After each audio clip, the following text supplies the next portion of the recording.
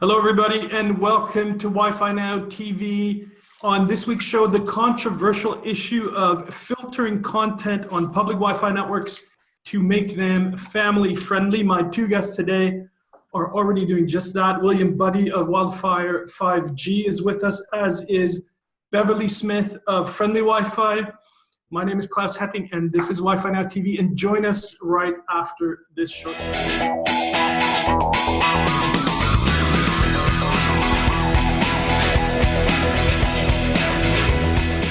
Telecom Careers, the #1 global telecom and wireless job board, telecomcareers.com.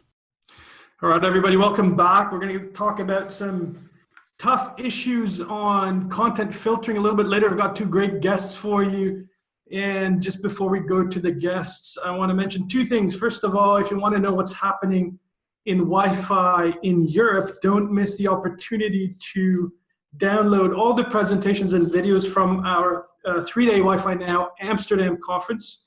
They are available for purchase and download at the URL wifinowevents.com/Europe. So if you press the blue download button there for more information, and you'll get access to the most complete compendium on the state of public Wi-Fi today, and it's available for you right there. So make sure you check that out. And of course, there's more good news because we're taking Wi-Fi Now, the conference, to Washington, D.C. this coming April 19th to 21st. Check out our program at wifinowevents.com/USA.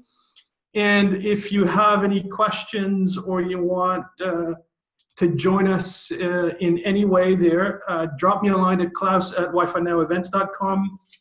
Don't forget, mark your calendars, Washington, D.C., April 19th to 21st. It's going to be a great show. All right, and now to our first guest of the day, William Butte of Wildfire 5G. William, great to see you again. I'm happy you're back on the show. Klaus, it's good to see you again as well. Good stuff. Well, before I start asking you questions, which I will do in a second, I just wanted to tell you this, that you actually came on our first Wi-Fi Now TV show, and that show racked up close to 5,000 views, which is like 3 times more than any other show we did. So, and we'll keep you posted on the hits on this episode as well. So I think we'll do well here as well. I agree. More because Beverly going to be on than me, but. All right. So William, before we talk about the content filtering and all that, because I know you have some really interesting observations and thoughts you're already doing and all that, give us an update on where you are with the Wildfire 5G City Wi-Fi project that you have been working extremely hard on, I know, for a long time now, or more than a year, is it? Yeah, it's more than a year. We're moving along nicely. We have some other states that we're going to be bringing on: Tennessee, Idaho, Alabama, and North Carolina are slotted for this year, as well as we're piloting a new student school connection. So we're taking it to the next level with some of our clients already and having it where their school networks will connect to the student's home. Mm-hmm. So you're basically replicating the good work that you've done and continue to do in Georgia, right? Absolutely. The other thing was interesting is that we tested out devices like LG TV, Amazon TV and Fire Sticks, and we're able to connect to the city Wi-Fi without any use of setup box or CPE. So the people were actually able to connect from their house to our network, that citywide network, without any other devices. Right. So we talked about that also, and to my knowledge, that's not been done before. At least I've not heard of it. So it's a world first, right? Yeah, we're trying to do a lot of world firsts, as you know, and it is, and we're excited about it because if we can eliminate a piece of equipment without lowering any standards, it'll be great. Yeah, fantastic. So, William, we're going to talk about content filtering, and I know you guys already do this on your city Wi-Fi network. So why did you decide to use content filtering? And just explain to us what kind of filtering that you do, I guess. So we do not provide open internet. We provide what's called protected internet. So we sell something other than what's our competitors sell. We made this decision with our partners to create a family safe network. And considering that most of our major clients are in the education industry, this was a simple decision for all of us. What we found out, though, is that this kind of decision to create a protected internet to keep our children safe and our families safe has also spawned some interest in other industries that I wouldn't have looked at in the first place. It's like the hotel industry, which has come under a lot of fire for having porn and gambling on their networks. So that was it. I mean, we took a moral gain instead of a financial gain, and we think it'll work. Right. And you're also serving, I think it's fair to say, some big Christian communities in that area, which also obviously would have had an impact on your decision as well. Well, you know, being in California myself, a lot of people thought I'd be more liberal on the filtering concept, but the Christian community wasn't as much as it was the children. You know, we wanted to make sure the children are safe. I mean, having third graders have access to things that are on the internet nowadays, it's irresponsible. And we thought we should take the responsibility to change that. So how has this been received? Have you been open about, have you announced that that's what you do, and, you know, to your partners and so forth, and has it been received with applause, so to speak? Yeah, absolutely. All our advertisements talk about creating a protected, safe network. Talks about content filtering right up front. We're not hiding anything, so you know what you're paying for. The other thing is interesting is that we've done some case studies with college students and companies, and which were very interesting. Of course, you know, you get a very few group of men that say they want their porn and their gambling and stuff like that. But when we ask the real important question is who makes the financial decisions in their house, it comes down to the wives. And so in that choice, we've actually, the response has been great. We've had finally a responsible network. That's the major comment we get out of most of the female population that we've right in our studies. So basically nobody's complained thus far, essentially. No, we've had some people think that, you know, we're doing censoring and we're being unfair, but we've even talked at CompTel conference this year, or last year, and the FCC was there at the time, and we talked about what we were doing. They liked it, and they gave us actually some heads up on ways to avoid any conflict, make sure people understand what we're selling, and to enable it so we don't have a lot of pushback. We're sure we're going to still get pushback, but, you know, I mean, who's going to attack that kind of argument?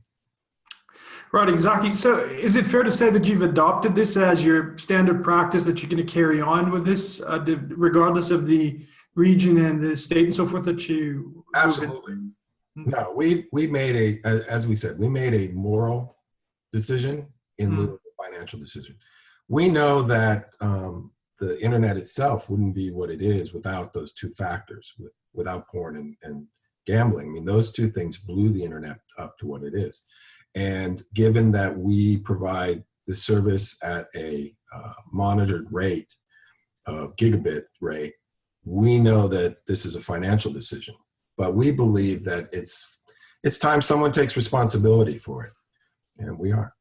Well, good for you. But I do want to ask you: are there any legal consequences of choosing to do it this way? Because I also know that you picked the name for your service very carefully, in that you use the protected internet as your designator here. Absolutely, there was a specific reason for saying protected internet. And that was because of our legal team stating that. So we don't sell open internet. If you want that, there's a lot of providers out there. But there are a lot of providers that can't produce 257 megabits per second to your phone, symmetric. So that's where you make the decision. So what's the technical way of getting this right, in your opinion? And as a follow-up question, does it cost you a lot of money to actually put this filtering in place? It took a lot of research at the beginning to make sure we had the right filtering company that we dealt with. What we wanted was a more holistic overall filtering, not a module to be put in and upgraded. So we went with a company that that actually serves the gambling industry and has incredible filtering and updates. So it's not just a blacklist; it's a blacklist. It's word content, it's site content, it filters everything. So we chose the right company for that. Great stuff. And William, what would your advice be to other service providers on this issue? I mean, is this what everybody should be doing? Obviously, there's as you said, there's huge commercial interest in delivering as much data as possible, regardless of what it is that you're delivering. Yeah, I think it's time that the other SPs take a moral responsibility for their networks. Mm-hmm. We've seen incidences where third graders get access to photos and things that they just really shouldn't. I mean, so I think it's something that should be considered. I know it's going to be painful. This is a very painful kind of decision, but in the long run, we know that we'll have people get behind it, and we can sleep at night. So we're gonna continue on with that. Mm-hmm. Because normally, of course, there's no backlash for an internet service provider not to do this. I mean, if a kid does get exposed to these things, the parents won't go to the internet service provider and say, hey, it's your fault, right? So there's nothing like that. No. So it's up to the internet service providers to take that responsibility themselves. Right? No, it's not. And let's be realistic. This is a $20 billion a year industry. So it's not, financially, it's not always the correct decision. But, with one of the clients that we're talking to in the hotel industry, they are currently under some legal actions because they allow an open internet. And in turns, they're getting tired of having to defend themselves because their parishioners and clients that go to the hotels go look on these sites. So that's becoming a more issue. Right. Well, William, I commend you for that, and I thank you for coming on to speak out about that. And I think it's an important issue that needs to be discussed and some more, which is why we're doing the show. And I want you to stay on because we're going to have Beverly Smith from Friendly Wi-Fi to come on, and maybe we'll manage to get a discussion going here. I'm not sure if it's going to work technically or what, but please stay on there for a little while. So Beverly Smith of Friendly Wi-Fi, it's great to see you again, and welcome to Wi-Fi Now. Brilliant. No, nice to see you, Klaus, and thank you for the invite. You're most welcome, Beverly. Actually, we met each other at the Wi-Fi Now Amsterdam event, and I did try to pay attention at your presentation, but I was so busy doing other stuff. So now you get to tell me once again the framework of Friendly Wi-Fi, what you guys are doing, based out of the UK, right? Yeah, based and born out of the UK. So we're an accreditation scheme for public Wi-Fi. Where the scheme was born from, there was a lot of concerns, very similar to what Will was saying, about what children and young people could access themselves via public Wi-Fi, or what they could see an adult was accessing who was sat within their vicinity. So the Prime Minister took a stand with the government, said, we need to do something about this. What can we do? So he worked with the largest ISPs in the UK, so people like BT, Virgin, The Cloud, and he gained their commitment that to start an industry standard and agreed to set a minimum level of filtering across all their Wi-Fi services. And that minimum level of filtering as a starting block was to ensure that child sex abuse images were filtered out by the IWF block list, and that pornography was filtered out. And the vision then was to take it and have a symbol that showed if you went into a venue, instead of just seeing a free Wi-Fi sign, that you saw an accreditation sign to show actually this Wi-Fi meets a minimum standard and this is what that standard is. Right. So you've actually, you work then, is this correctly understood, according to a government set standard, or did you take part in creating that standard yourselves, or how did that work? The standard came from a collaboration of charities, parents, government and industry, and industry meaning the internet service providers. And so they agreed collectively what that standard would be, and it was the UK Council for Child Internet Safety who took that project, engaged with us to bring that standard and vision to life. Mm-hmm. And your job, or the job of friendly Wi-Fi in the UK, is not actually to filter anything, as I understand it, but it's to offer the accreditation. So, for example, if a service provider, a Wi-Fi service provider, comes to you, they can get the stamp of approval friendly Wi-Fi, meaning that they live up to the standards outlined or specified in those documents. That's how it works, right? Now, where it was born from, it was more about brand engagement. So if a consumer went in, and let me use Starbucks as an example, because they were one of the first members of the scheme. If a child, a young adult, whatever, went into a Starbucks, saw free Wi-Fi, they would also then see the symbol to show that the Wi-Fi service Starbucks provides is accredited and safe. So we initially work with the brands who approach to be part of the scheme, and we work with them and take them through an accreditation process, which obviously can involve getting engaged with their Wi-Fi provider. Although we also do accredit Wi-Fi providers so they can take the scheme to the brands that they deliver that service to. Right. And it makes a lot of sense for brands to want to be seen as protective, obviously, of children and so forth, and also obviously morally, as Will was alluding to, the right thing to do. Can you say a little bit about what kind of traction you're getting in the market with this? Meaning, you mentioned Starbucks. Are you actually working with Starbucks in the UK on this? Yeah, so some of the key brands which people recognise who are part of the Friendly Wi-Fi scheme is Starbucks, Tesco, and all their associated brands, which include restaurants, garden centres, and obviously their supermarkets, IKEA, both in the UK. We've got the City of York. We've got 2 national banks going through accreditation as we speak. And then brands, obviously, that we would recognise includes museums, it includes schools. We're getting more and more schools and educational academies. We're working with rail at the moment as well. So it's really spreading right across, because public Wi-Fi is everywhere and growing. So it's really diverse with some key brands which help us take the message out.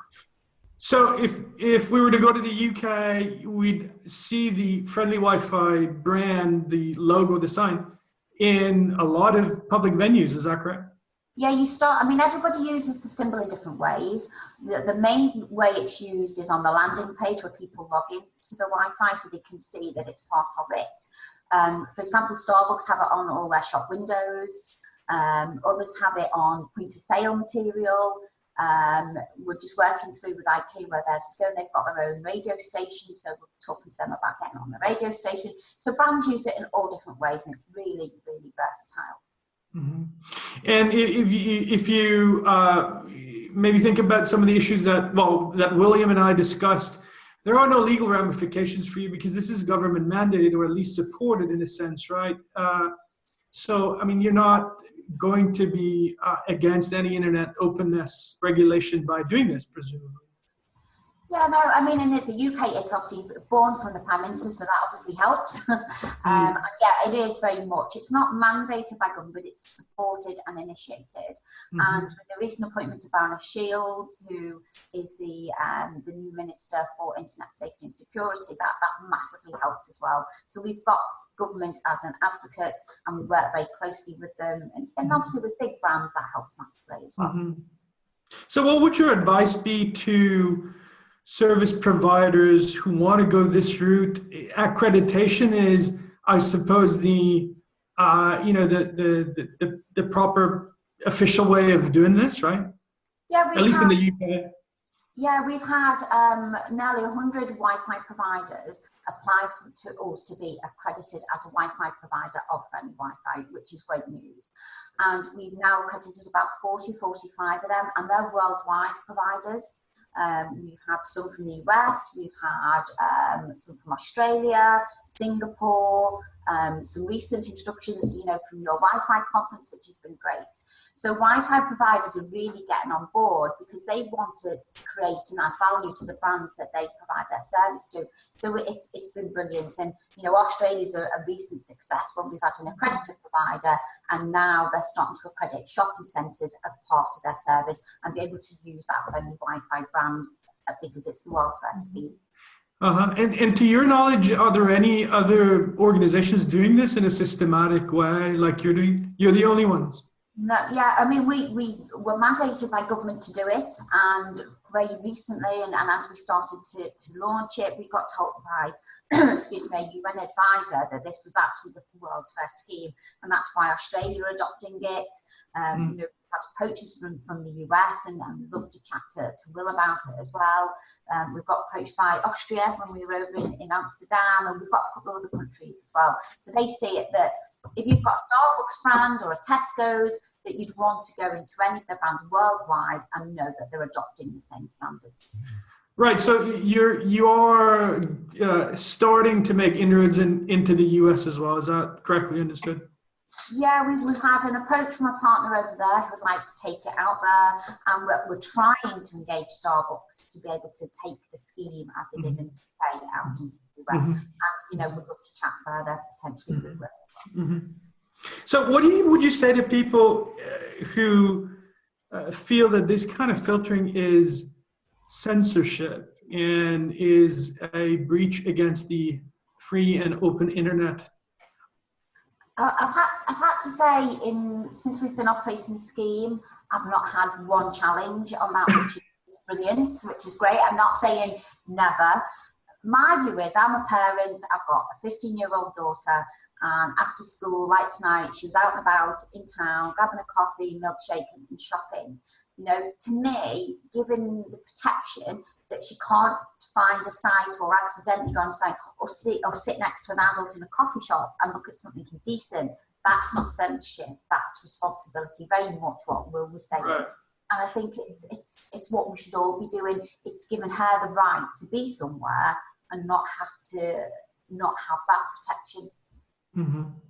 Well, personally, I totally agree with you on that, Beverly. I just want to bring William back into the conversation, if we may. William, is this something that you think would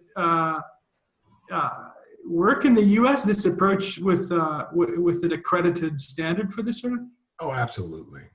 Absolutely. I'll probably have to talk to Beverly more afterwards and see how we can also apply for the accreditation as well here in the U.S.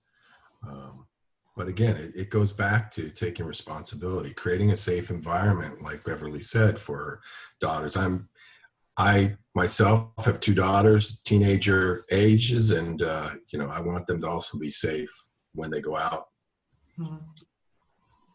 Well, I also think the U.S. is an obvious place to expand into for friendly Wi-Fi, because I think it'll take a while to. A lot of people will agree with that approach in America, right? I think so. I mean, again, though, we're also very controversy.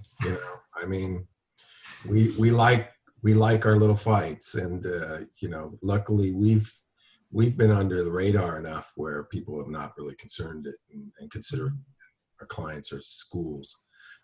We haven't had any pushback at all.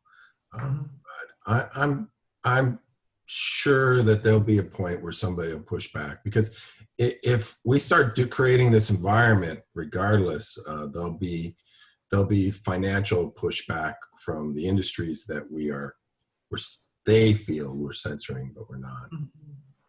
Beverly, do you get any of that kind of pushback from your clients or prospective clients, in that if they go ahead and do that, of course, they'll restrict the amount of traffic and lose money that way? Have you heard that criticism before?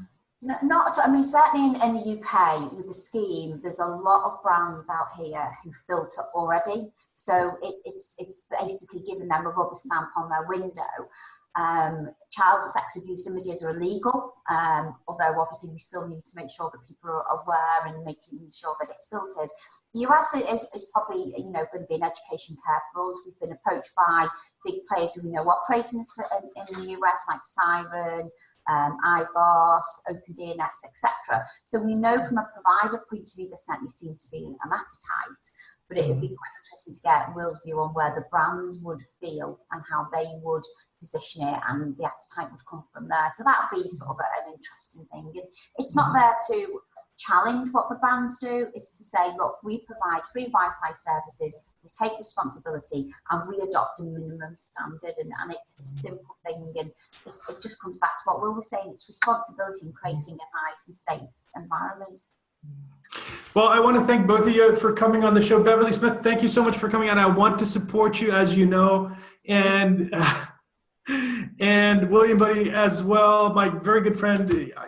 Let's keep talking. We want to support you. I want to support you as much as I can on this end. It's delightful, as always, to have both of you on the TV show today, and we'll bring you back again, of course. Thank you. Thanks very much. All right, everybody, I hope you found that a useful treatment of this somewhat controversial issue, and I'm very happy to have these two great guests on my show today.